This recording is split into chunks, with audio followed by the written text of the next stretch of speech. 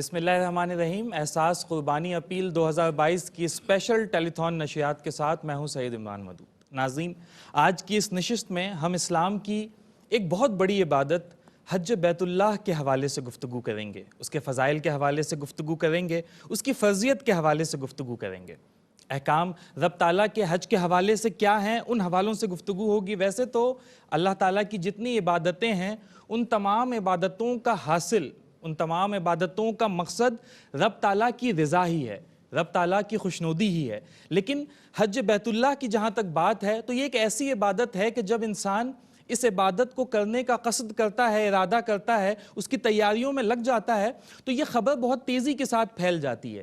یقینی طور پہ جب وہ حج پر جائے گا تو اپنے روزمرہ کے کام کاج سے کچھ وقت کے لیے وہ توقف کرے گا، وہ اپنے گھر بار میں جو اس کے معمولات ہیں اسے روک دے گا، گلی محلوں میں مسجدوں میں جو نماز پڑھنے کے لیے جاتا ہے اس میں ٹھہراؤ آ جائے گا، اور آس پاس کے لوگوں کو بڑی تیزی کے ساتھ اس بات کا پتہ لگ جائے گا کہ فلاں شخص حج کے لیے جا رہا ہے۔ تو اس میں ایک دکھاوے کا عنصر در آتا ہے، اس میں ایک دکھاوے کا حصہ شامل ہو سکتا ہے۔ انسان خطا کا پتلا ہے، اس کے دل میں یہ بات آ سکتی ہے، دکھاوے کی ایک بات آ سکتی ہے کہ مجھے اللہ تعالیٰ نے حج کی توفیق دی ہے، لوگ میری بڑی واہ واہ کریں گے۔ لیکن نبی کریم صلی اللہ علیہ وآلہ وسلم کا فرمان ہے کہ اگر کوئی حج بیت اللہ کرے اور محض حج بیت اللہ کے لیے اس کی نیت یہ ہو کہ میں یہ اس لیے یہ حج کر رہا ہوں، اللہ کے گھر کا حج کر رہا ہوں کہ اللہ مجھ سے راضی ہو جائے، اللہ کی خوشنودی مجھے حاصل ہو جائے، تو وہ ایسا ہو جائے گا جیسے ابھی ماں کے پیٹ سے پیدا ہوا ہو۔ حج کی فرضیت، حج کی فضیلت یقیناً بارہا ہمیں دین اسلام میں، احادیث میں، صحابہ کرام کے اقوال میں، بزرگان دین کے اقوال میں ہمیں ملتے رہتے ہیں۔ ایک صحابی حضرت عمر بن عاص کا واقعہ بڑا دلچسپ ہے، اور بڑا کچھ احادیث ایسی ہوتی ہیں، کچھ واقعات ایسے ہوتے ہیں جو دل پر رقت طاری کر دیتے ہیں، جو بیان کرنے والے میں ایک عجیب سی کیفیت لے کر آ جاتا ہے۔ حضرت عمر بن عاص کا ایک واقعہ بڑا مشہور ہے کہ جب ایک صحابی ان سے ملنے کے لیے ان کے گھر تشریف لے گئے تو وہ وقت بھی ایسا تھا جب حضرت عمر بن عاص کے اوپر مرض الموت لاحق تھا۔ تو حضرت عمر بن عاص نے اپنے قبول اسلام کا واقعہ اس صحابی کے گوش گزار کیا کہ جب میرے دل میں اللہ تعالیٰ نے یہ روشنی پیدا فرما دی کہ اب میں اسلام کی روشنی سے منور ہو جاؤں، اپنے دل میں اسلام کو سما لوں، تو میں اس نیت کو، جیسے ہی یہ نیت میرے دل میں آ گئی، یہ بات میرے دل میں آ گئی، میں نبی کریم کے دربار میں پہنچا۔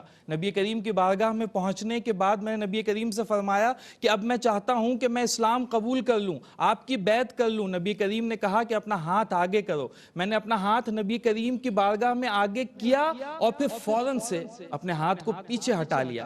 میرے دل میں ایک بات آئی، میں نے نبی کریم سے پوچھا کہ حضور میں اسلام تو قبول کرتا ہوں لیکن اس سے پہلے میری چھوٹی سی گزارش ہے، میری چھوٹی سی عرض ہے، آپ ایک مرتبہ اپنے زبان سے کہہ دیجئے کہ اے عمر بن عاص، اگر تم اسلام قبول کرتے ہو تو تمہارے پچھلے تمام گناہ معاف کر دیے جائیں گے، ماضی کی تمام غلطیاں تمہاری درگزر کر دی جائیں گی، صرف ایک بار آپ اپنے زبان حال سے کہہ دیجئے۔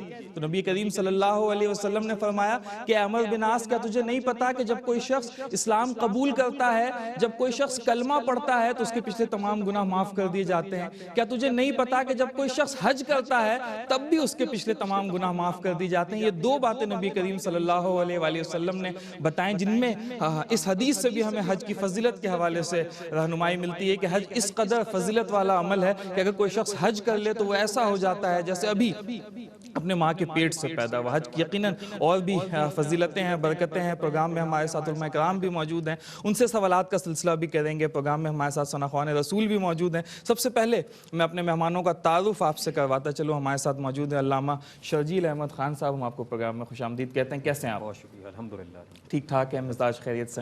علامہ صاحب کے ساتھ ہمارے ساتھ تشریف فرما ہے علامہ عبد المصطفیٰ عابد صاحب، ہم آپ کو بھی پروگرام میں خوش آمدید کہتے ہیں۔ آپ کیسے ہیں؟ ٹھیک ہیں، طبیعت بخیر ہے؟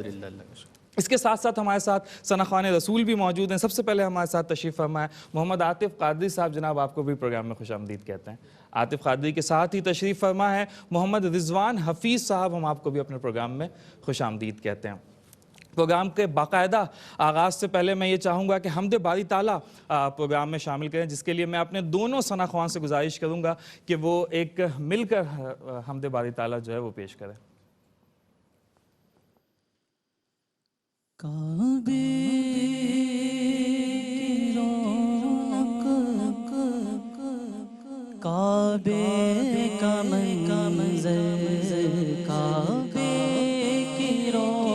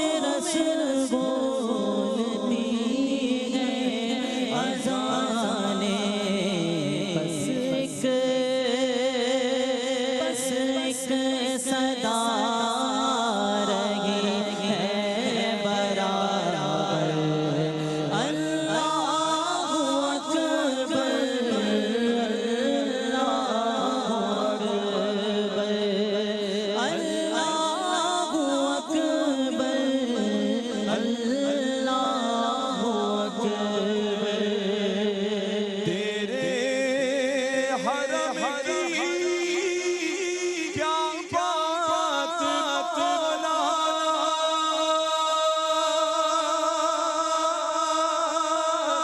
تیرے کرم کی کیا بات مولا تیرے حرم کی کیا بات مولا تیرے کرم کی کیا بات مولا عمر کر دے آنا قدر اللہ اکبر اللہ اکبر اللہ اکبر اللہ اکبر بھیجا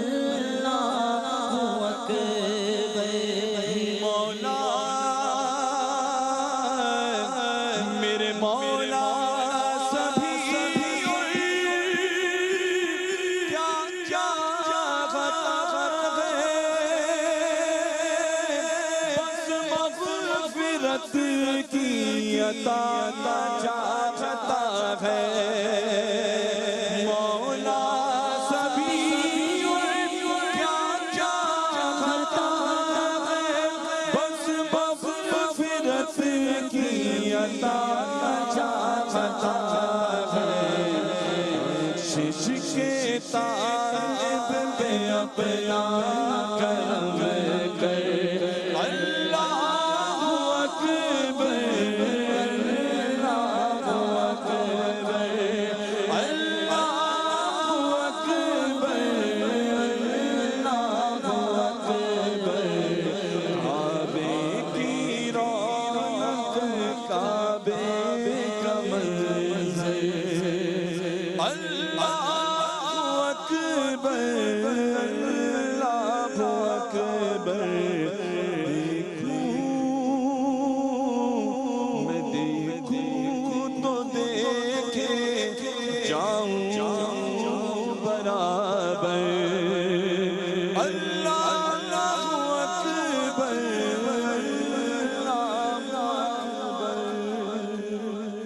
वाह, सुभान अल्लाह, सुभान अल्लाह। भाई प्रोग्राम के आगाज़ में इस कदर खूबसूरत कलाम पढ़ के समा बांध दिया आप लोगों ने। जिंदाबाद आतिफ साहब, रिजवान साहब, बहुत ही उम्दा कलाम और बहुत ही दिल से पढ़ा आप लोगों ने, मज़ा आ गया।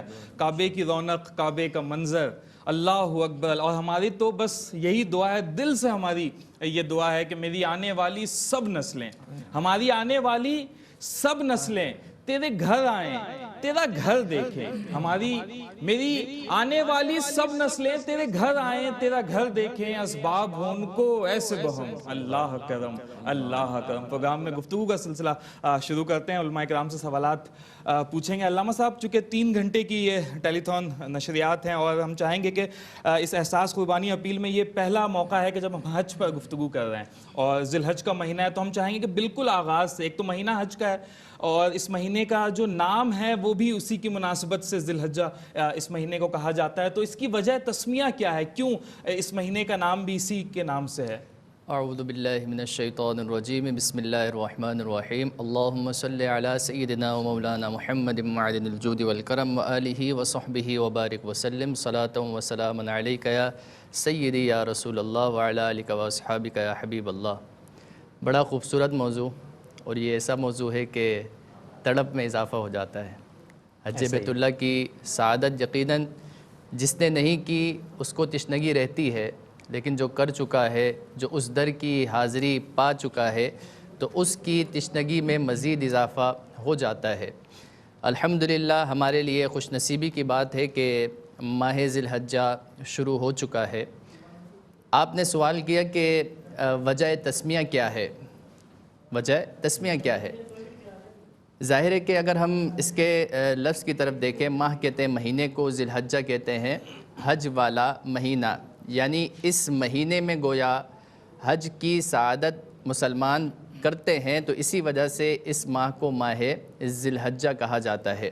और ज़ाहिर है कि कई मौक़े मुनासिबत से महीनों के नाम रखे गए, और ये महीना चूँकि इस्लामी महीने का इख्तिताम है और अल्लाह तबारक व तआला ने इसमें हज बैतुल्लाह की सआदत को रखा कि 8 ज़िलहज्जा को हज के अय्याम शुरू होते हैं और 12-13 तक इस अय्याम को कुछ मुख्तलिफ़ अरकान को अदा करने के बाद हाजी जो है वो हज करता है। तो इसी वजह से वजह तस्मिया जो आपने पूछी वो यही है कि इस महीने में चूँकि हज की इबादत होती है, इसलिए इस महीने का नाम माह ज़िलहज्जा है। और ये चूँकि इतनी बड़ी इबादत है, इस कदर बड़ी इबादत है कि इस इबादत ही की वजह से इस महीने का नाम भी जो है वो कर दिया बहुत गया। खूबसूरत। नाज़रीन, प्रोग्राम में एहसास फाउंडेशन के हवाले से भी गुफ्तगू करेंगे, जिनकी बदौलत ये प्रोग्राम, ये नशिस्त रखी गई है। कुर्बानी की ये अपील आप तक पहुँचाई जा रही है, और कुर्बानी की अपील तो एक मकसद है जिसके तहत आपको इस बात से बावर कराना भी है और आपको इस जानिब राग़िब करना भी है, माइल करना भी है कि एहसास फाउंडेशन जो काम कर रहा है, आप उस काम में एहसास फाउंडेशन के हम रकाब हो जाएं, आप उस काम में एहसास फाउंडेशन का साथ दें। एहसास चाहता तो ये बेड़ा अकेले भी उठा सकता था, लेकिन एहसास फाउंडेशन आप तमाम लोगों को भी दावत देता है कि आप एहसास फाउंडेशन के साथ ताउन करें, चूँकि ये काम जिस कदर हो रहा है इससे और कहीं ज़्यादा इसे फैलाना है। जहाँ तक ये काम हो रहा है उससे आगे तक लेकर जाना है। अगर आप एहसास फाउंडेशन की कुर्बानी अपील में एहसास फाउंडेशन के साथ ताउन करना चाहते हैं, तो स्क्रीन पर हमारे रेट लिस्ट भी मौजूद हैं, स्क्रीन पर विजुअल्स भी चल रहे हैं कि एहसास फाउंडेशन जो इज्तिमाई कुर्बानी का ये फरीज़ा सरअंजाम देता है, तो उसका खासा ये है कि जो तमाम जानवर हैं ये सारा साल एहसास फाउंडेशन के अपने फार्म हाउसेस में तैयार किए जाते हैं। अपने फार्म हाउसेस में बेहतरीन वेटरन्स की ज़ेर निगरानी, बेहतरीन माहौल में, जहाँ वक्त की मुनासबत से वक्तन फ़वक्तन जब कभी जानवरों को वैक्सीन की ज़रूरत پڑتی ہے, انہیں ویکسین دی جاتی ہے, اچھی خوراک دی جاتی ہے تاکہ سارا سال یہ جانور بہترین انداز میں پرورش پا سکے, اور جب قربانی کا وقت آئے تو ایک اچھا اور خوبصورت جانور تیار ہو جسے راہ خدا میں قربان کیا جائے. اگر آپ احساس فاؤنڈیشن کے ساتھ قربانی میں تعاون کرنا چاہتے ہیں تو ہمارے ہاٹ لائن نمبرز اسکرین پر موجود ہیں, ہمارے اکاؤنٹ نمبرز اسکرین پر موجود ہیں, ہمارے نمائندے 24/7 آپ کی رہنمائی کے لیے موجود ہیں. آپ ان میں سے جس بھی طریقے سے چاہیں احساس فاؤنڈیشن کے ساتھ تعاون کر سکتے ہیں. ریٹ لسٹ بھی اسکرین پر موجود ہے, میں آپ لوگوں کی آسانی کے لیے ایک بار پڑھے دیتا ہوں.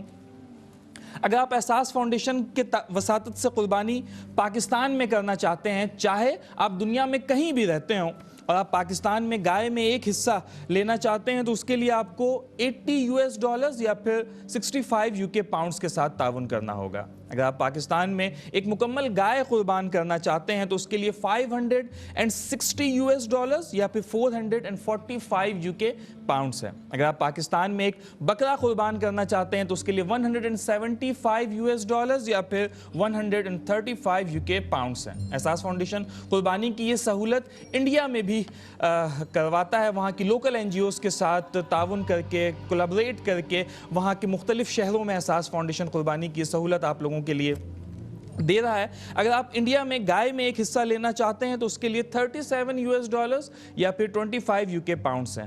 اگر آپ انڈیا میں ایک مکمل گائے کرنا چاہتے ہیں تو اس کے لیے $259 یا پھر 175 UK پاؤنڈز ہے. بکرا انڈیا میں کرنا چاہیں تو $200 یا پھر 125 UK پاؤنڈز ہیں. میں ایک بات اور ناظرین کو بتاتا چلوں کہ بہت سے لوگ کالز کے ذریعے, ای میلز کے ذریعے ہم سے سوال پوچھتے ہیں کہ انڈیا چونکہ ایک بڑا ملک ہے, اس کی کن ریاستوں میں یہ سہولت دستیاب ہے. تو میں ناظرین کی آسانی کے لیے بتاتا چلوں کہ انڈیا میں اگر آپ قربانی کرنا چاہتے ہیں تو یہ سمستی پور, دربھنگا میں یہ قربانی کی جاتی ہے, مرشد آباد میں کی جاتی ہے, سہرسہ میں کی جاتی ہے, جھارکھنڈ میں کی جاتی ہے, ویسٹ بنگال میں, اتر پردیش اور ہریانہ. انڈیا کی یہ وہ ریاستیں ہیں جہاں پر احساس فاؤنڈیشن وہاں کی لوکل NGOز کے ساتھ قربانی کی سہولت آپ لوگوں تک پہنچاتا ہے. اس کے ساتھ ہی ساتھ جموں و کشمیر جو کہ پاکستان کا حصہ ہے, پاکستان کے حصے میں آتا ہے, اگر آپ جموں کشمیر میں یہ قربانی کرنا چاہتے ہیں تو اس کے لیے بھیڑ, چونکہ وہاں پہ گائے اور دوسرے جانوروں کی قربانی نہیں کی جا سکتی کچھ سوشو پولیٹیکل ایشوز کی وجہ سے, وہاں پہ صرف بھیڑ ہی کی قربانی ہوتی ہے جس کے لیے $225 یا پھر 155 UK پاؤنڈز ہے. ناظرین, قربانی کے حوالے سے تفصیلات تھیں جو احساس فاؤنڈیشن کی تھیں, وہ ہم نے آپ تک پہنچایا. احساس فاؤنڈیشن کے دیگر شعبہ جات کے حوالے سے بھی ہم پروگرام میں وقتاً فوقتاً گفتگو کرتے رہیں گے کہ قربانی کے حوالے سے جو گوشت ہے یہ کہاں تقسیم کیا جاتا ہے, قربانی تو ان دو ملکوں میں کی جاتی ہے, اس کا فائدہ اور کہاں تک پہنچایا جاتا ہے, اور جو چرم قربانی ہے اس سے حاصل کی گئی رقم وہ کہاں خرچ کی جاتی ہے, کون کون سے شعبہ جات ہیں جہاں پہ احساس فاؤنڈیشن آپ کے عطیات کو اور یہ چرم قربانی سے حاصل کی گئی رقم کو یا اور کسی بھی ذریعے سے چیریٹی کی اس رقم کو احساس فاؤنڈیشن استعمال کرتا ہے. یہاں پہ پروگرام میں گفتگو کے سلسلے کو ایک بار پھر سے جوڑیں گے, علماء کرام سے سوالات کا سلسلہ پھر سے شروع کریں گے. اب کی بار میں گزارش کروں گا علامہ شرجیل احمد خان صاحب سے کہ آپ ذرا ہمیں حج کی فضیلت کے حوالے سے سب سے پہلے تو بتائیے کہ قرآن و حدیث میں حج کی فضیلت کے حوالے سے کیا ارشاد کیا گیا ہے. بسم اللہ الرحمن الرحیم. اللہم صلی علی سیدنا و شفیعنا و مولانا محمد و علی آل سیدنا و مولانا محمد مبارک وسلم. بہت بہت شکریہ عمران صاحب. اور سب سے پہلے تو میں احساس کے اس پلیٹ فارم سے جیسے آپ نے میسج ابھی سب کے سامنے رکھا, اسی میسج کو میں انڈورس کرنا چاہوں گا کہ ایک برسہ برس سے ایک ٹریک ریکارڈ کے ساتھ یہ ادارہ اپنی خدمات انجام دے رہا ہے. اور میں ہمیشہ ایک بات یہ کہتا ہوں کہ جب آپ کسی کے ساتھ ہاتھ جوڑیں اور ہاتھ بڑھائیں آگے کہ ہم نے کس کے ساتھ مل کر کسی کام میں کنٹریبیوٹ کرنا ہے, تو 3 چیزوں کو دیکھ لیا کریں. نمبر 1 یہ کہ ادارے کی کریڈیبلٹی کیا ہے, بالکل ٹھیک ہے, اس کی ساکھ کیا ہے. نمبر 2 ادارے میں ٹرانسپیرنسی کا نظام کیا ہے, اس کی شفافیت کیا ہے. نمبر 3 اس کا ٹریک ریکارڈ کیا ہے. تو الحمدللہ جب آپ تینوں بنیادوں پر اس اداروں کو انالائز کرنا شروع کریں گے اور اس کا انالیسس کریں گے تو آپ کے سامنے جو یقین کی جو منزل ہے آپ کو حاصل ہو جائے گی اور آپ کا اعتماد دگنا ہو جائے گا اور آپ بڑھ چڑھ کے ادارے کے ساتھ آگے کام میں اپنا حصہ شامل کرنا چاہیں گے.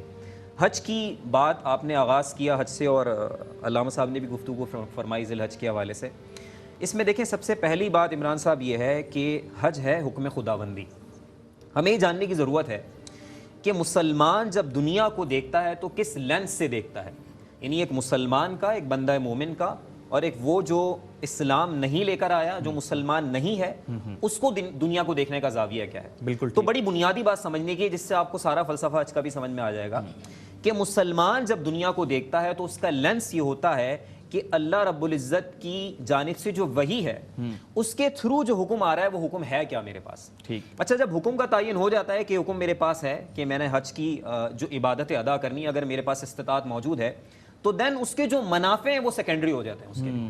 یعنی مسلمان دنیا کو سب سے پہلے حکم کی بنیاد پر دیکھتا ایسا ہی ہے کہ اللہ رب العزت کا حکم اور رضا کیا ہے، اس کا تعین ہو گیا، اب بینیفٹس آٹومیٹکلی حاصل ہونا شروع ہو جاتے ہیں چونکہ اس کا ایمان ہے. جی بالکل، یہ ایمان ہے، یہ ایمان کا لینس ہے نا. یعنی ایمان یہ تقاضا کرتا ہے کہ آپ وحی کو بنیاد بنائیں اور اس کے بعد جو اس کے بینیفٹس ہیں خود بخود حاصل ہونا شروع ہو جاتے ہیں. اور جب بندہ مومن اللہ رب العزت کی رضا کی خاطر آنکھ بن کر کے سرنڈر کرتا ہے، اپنا سر جھکا دیتا ہے، سر تسلیم خم کر دیتا ہے اور اس حکم پر چل پڑتا ہے اللہ کے گھر کی طرف، تو پھر برکتوں کا سلسلہ اور نزول شروع ہو جاتا ہے. سبحان اللہ. اب بندہ وہاں پہنچتا ہے، وہاں جا کر جب حج کی ادائیگی کرتا ہے، وہ بندہ جس کو استطاعت اللہ رب العزت نے عطا فرمائی ہے، تو اب یہاں سے رسول اللہ علیہ الصلوۃ والسلام کا جو طریقہ ہے حج ادا کرنے کا، وہ اس کے لیے سب سے پرائمری چیز بن جاتا ہے. یعنی حج کی ادائیگی کرنی ہے تو رسول اللہ علیہ الصلوۃ والسلام کے بتائے ہوئے طریقے کے مطابق کرنی. یہاں پر میں صرف ایک بات ایڈ کر دوں عمران صاحب، وہ بات یہ ہے کہ تاریخ ہمیں بتاتی ہے کہ یہ حج کی عبادت کوئی اب کی نہیں ہے، یہ قدیم عبادت ہے، ظاہر سی بات ہے. لیکن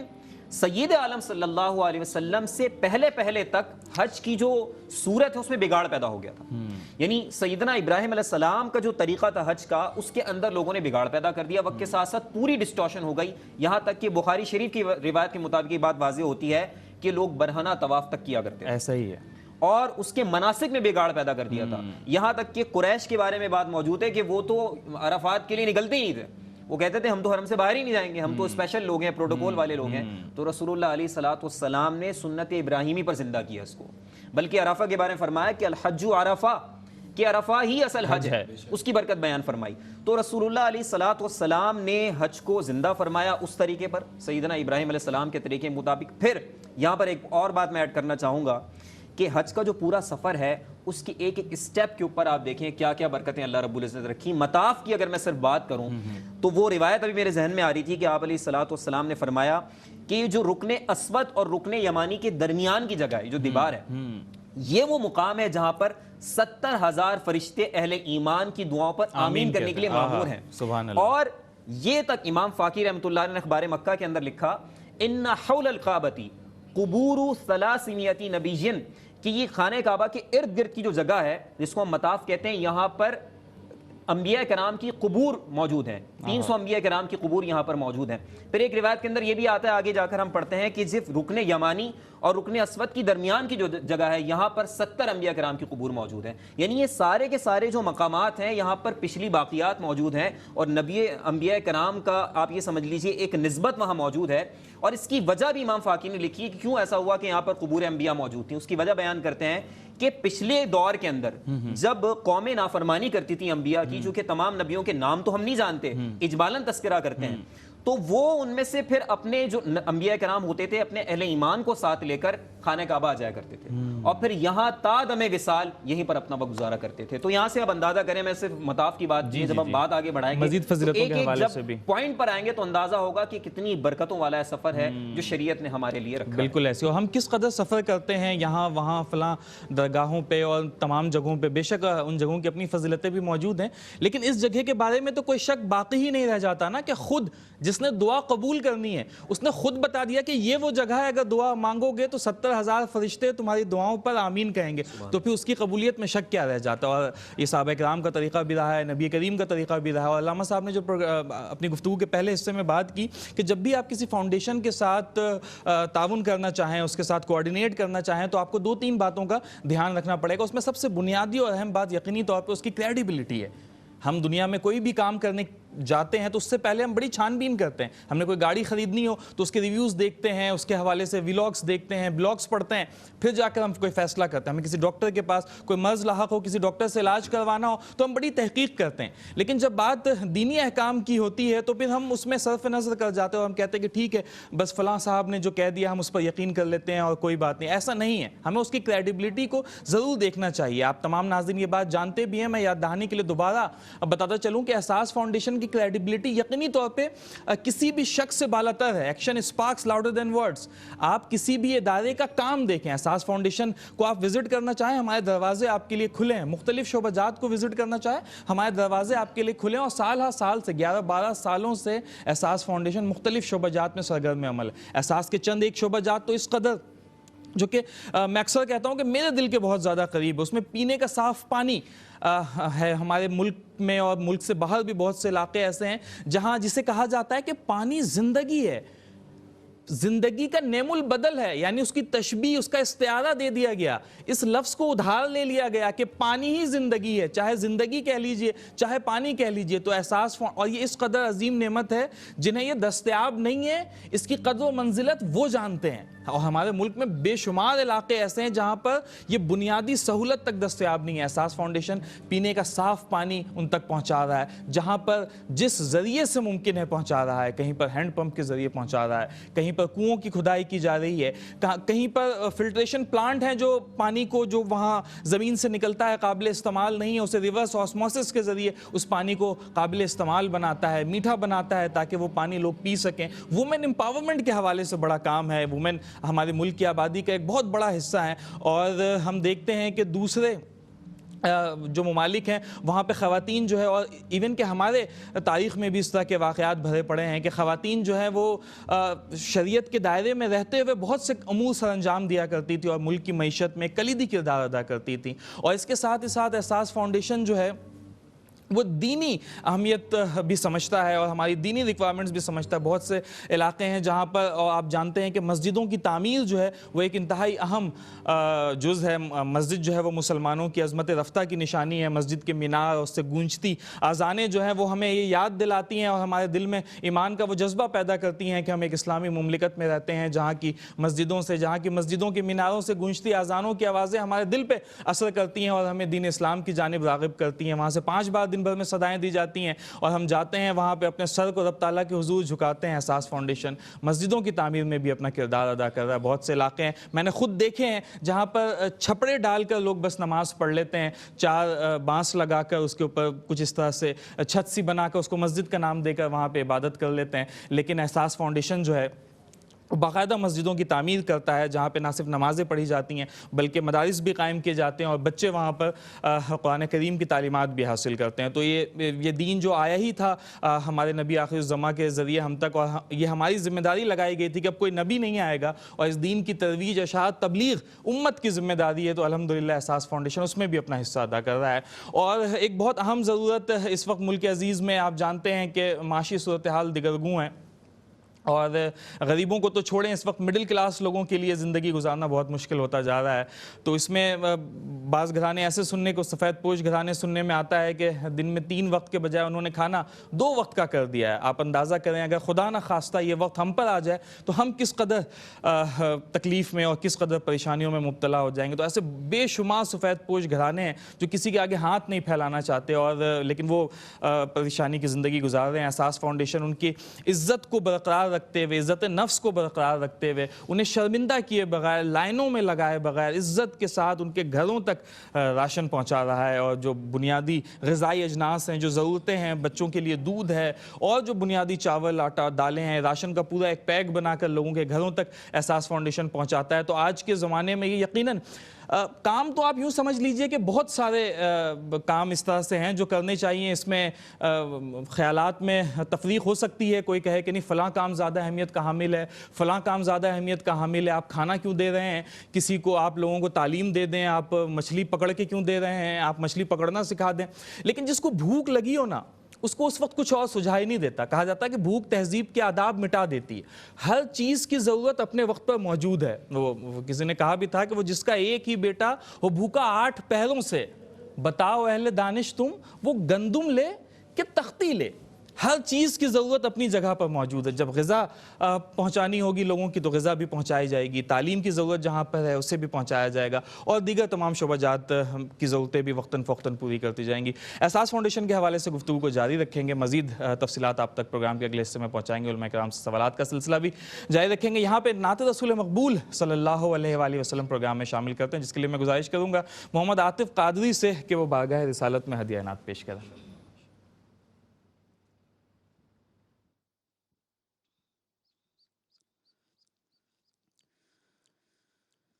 درے رسول پہ جانے کی آرزو ہے مجھے، درے رسول پہ جانے کی آرزو ہے مجھے، وہیں پہ نعت سنانے کی آرزو ہے مجھے، وہیں پہ نعت سنانے کی آرزو ہے مجھے، در رسول پہ جاؤں وہیں کا ہو جاؤں، در رسول پہ جاؤں وہیں کا ہو جاؤں، غلام خود کو بنانے کی آرزو ہے مجھے، غلام خود کو بنانے کی آرزو ہے مجھے، در رسول کو پلکوں سے اپنی صاف کروں، در رسول کو پلکوں سے اپنی صاف کروں، کہ آنکھیں در پہ بچھانے کی آرزو ہے مجھے، کہ آنکھیں در پہ بچھانے کی آرزو ہے مجھے، وہیں پہ نعت سنانے کی آرزو ہے مجھے، اور تم ہی بنا کے بگڑی سعید کی آقا، تم ہی بنا کے بگڑی سعید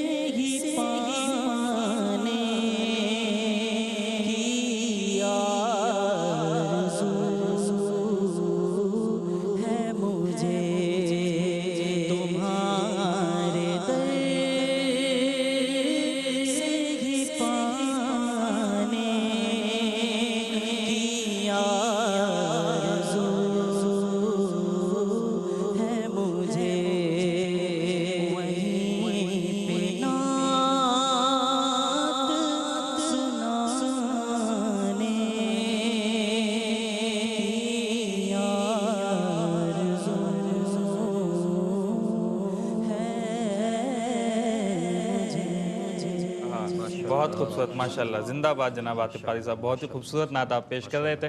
پروگرام میں گفتگو کے سلسلے کو ایک بار پھر سے جوڑیں گے۔ علامہ صاحب آپ کی جانب آؤں گا۔ آپ سے ہم نے پہلے بات کی کہ اس کی وجہ تسمیہ کیا ہے ذی الحج کے مہینے کی، اور جہاں اس مہینے میں ہونے والی ایک بڑی عظیم عبادت حج کی اپنی فضیلتیں ہیں، اس ماہ کی اپنی فضیلتیں بھی ہیں، اور اس میں بالخصوص جو اس کا پہلا عشرہ ہے اس کی فضیلتوں کے حوالے سے بڑا ذکر آیا ہے، اس حوالے سے ذرا ارشاد کر دیجئے گا کہ پہلے عشرے کی بالخصوص کیا فضیلتیں ہیں۔ دیکھیں، اللہ تبارک و تعالی نے اپنے بندوں پر خاص رحمتیں، خاص فضیلتیں نازل فرمائی ہیں، اور دنیا میں کئی نعمتیں بندوں کو عطا فرمائی۔ اور ویسے تو اللہ تبارک و تعالی کی رحمت کی بارشیں چھما مسلمانوں پر برس رہی ہوتی ہیں، لیکن کچھ ایام ایسے ہوتے ہیں، کچھ دن، کچھ رات ایسے ہوتے ہیں کہ جو دیگر ایام سے خصوصیت کے ساتھ وہ فضیلت کے حامل ہوتے ہیں۔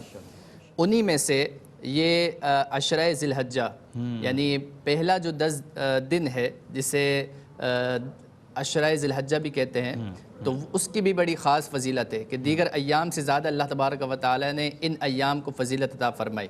اگر ہم قرآن مجید فرقان حمید سے پوچھتے ہیں تو قرآن فرماتا ہے کہ والفجر ولیال عشر، فجر کی قسم، ولیال عشر، اور 10 راتوں کی قسم۔ مفسرین کرام حضرت ابن عباس رضی اللہ تعالی عنہما فرماتے ہیں کہ ان 10 راتوں سے مراد ذی الحجہ کی پہلی 10 راتیں ہیں، اور اللہ تبارک و تعالی کو یہ 10 راتیں بڑی محبوب ہیں، اور حضور علی نبینا علیہ الصلوۃ والسلام خاص طور پر ان ایام میں اللہ کی خصوصیت کے ساتھ عبادت فرماتے، راتوں کو اٹھ کر ان 10 دنوں میں عبادت فرماتے۔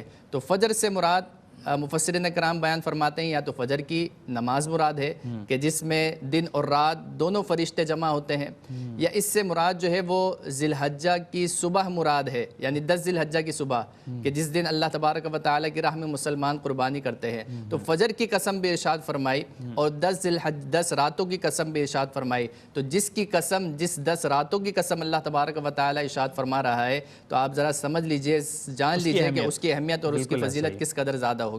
ہم دنیا میں بھی دیکھتے ہیں نا، کوئی کسی شخص سے تقاضا کرے کہ قسم اٹھاؤ تو وہ اپنی کسی محبوب چیز کی، پسندیدہ چیز ہی کی قسم کھاتا ہے۔ لوگ عموماً والدین کے حوالے سے اس سے سوال کرتے ہیں، یا بچوں کے حوالے سے سوال کرتے ہیں، لوگ اپنی روزی کے حوالے سے کہتے ہیں، وہ بھی انسان کو بڑی عزیز ہوتی ہے، ان حوالوں سے قسمیں کھائی جاتی ہیں۔ تو یہ علامہ صاحب ضمنی سوال اس میں ایڈ کرتا چلوں کہ اس کی جو فضیلتیں ہیں 10 دنوں کی، یہ قربانی کے حوالے سے ہے کہ چونکہ 10 دنوں کے بعد قربانی کی جاتی ہے، یا مخصوص ہے حج کے حوالے سے؟ اس عشرے کو فضیلت دی کیوں گئی ہے؟ اس عشرے کو اس وجہ سے کئی طرح سے فضیلت حاصل ہے۔ وہ یوں بھی حاصل ہے کہ یہ 10 دن ایسے ہیں کہ اس میں نماز بھی ادا کی جاتی ہے، اس میں روزہ بھی ادا کیا جاتا ہے، رکھا جاتا ہے، اس میں صدقہ بھی ہوتا ہے، اس میں قربانی بھی ہوتی ہے، اس میں حج بھی ہوتا ہے۔ یعنی یہ 10 دن ایسے ہیں کہ جی مکمل پیکج ہے کہ وہ کسی اور مہینے میں نہیں ملے گا۔ آپ حج کرنا چاہیں کسی اور مہینے میں وہ نہیں کر سکتے، آپ اگر کسی اور مہینے میں قربانی کرنا چاہیں، ہاں نماز صدقہ وغیرہ تو کر سکتے ہیں، وہ جمع ہو سکتی ہے، لیکن جہاں پر قربانی کی بات آ اس عشرے میں نفلی روزہ بھی رکھ سکتے ہیں، نفلی روزہ بھی رکھ سکتے ہیں۔ ظاہر ہے کہ ایک روزے کا ثواب ان 10 دنوں میں 1 سال کے روزے کا ثواب ہے، اور رات میں ایک جو ہے وہ قیام کرنا گویا کہ لیلۃ القدر میں قیام کرنے کے مترادف ہے۔ یہ اس قدر فضیلت والے ایام ہیں، جس ایام میں ہم اللہ تبارک و تعالی کی بارگاہ میں جو ہے وہ دین کی ترویج و اشاعت کے لیے اور غریبوں کی مدد کے لیے یہاں پر ہم جو ہے جمع ہوئے ہیں۔ اللہ تبارک و تعالی ہمارے یہاں جمع ہونا، اور جن کے توسط سے جمع ہوئے ہیں ان کا جمع ہونا، ان کا یہ قبول فرمائے۔ تو اللہ تبارک و تعالی کی راہ میں جو عبادات اس رات میں کرتا ہے، گویا وہ ایسا ہی ہے کہ گویا اس نے لیلۃ القدر میں اللہ تبارک و تعالی کی عبادت کی۔ بہت خوبصورت علامہ صاحب۔ ناظرین، پروگرام میں ایک نعت رسول مقبول صلی اللہ علیہ وسلم یہاں پر شامل کریں گے، اس کے لیے میں گزارش کروں گا رضوان قادری صاحب سے کہ ہم رضوان حفیظ صاحب سے کہ آپ بارگاہ رسالت میں ہدیہ نعت پیش کریں۔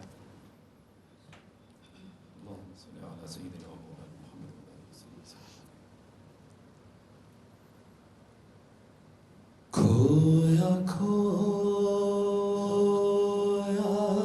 دل ہوٹ چٹ چٹ آنکھ نم ہے مواجب ہم کھویا کھویا دل ہوٹ چٹ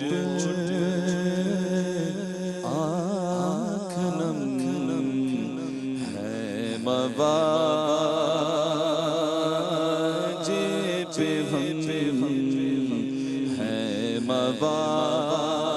مواجہ پہ ہم روبرو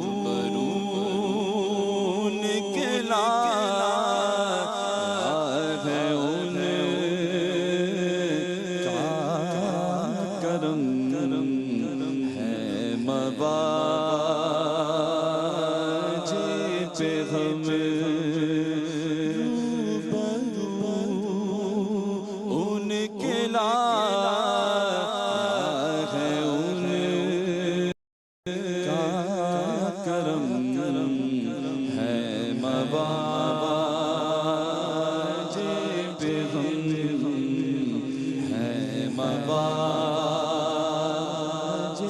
پہ ہم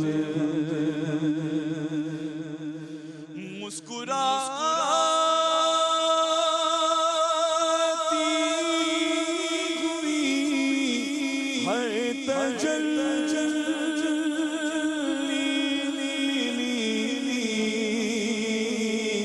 کیا تسلی ملی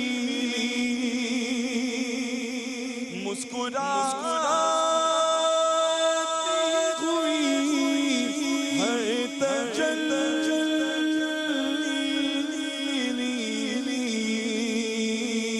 کیا تسلی ملی دریائے نور میں آ گئے ہیں قدم قدم قدم ہے مواجہ پہ ہم دریائے نور میں آ گئے ہیں قدم قدم ہے مواجہ پہ ہم ہے مواجہ پہ ہم ایک کونے میں ہے سر جھکائے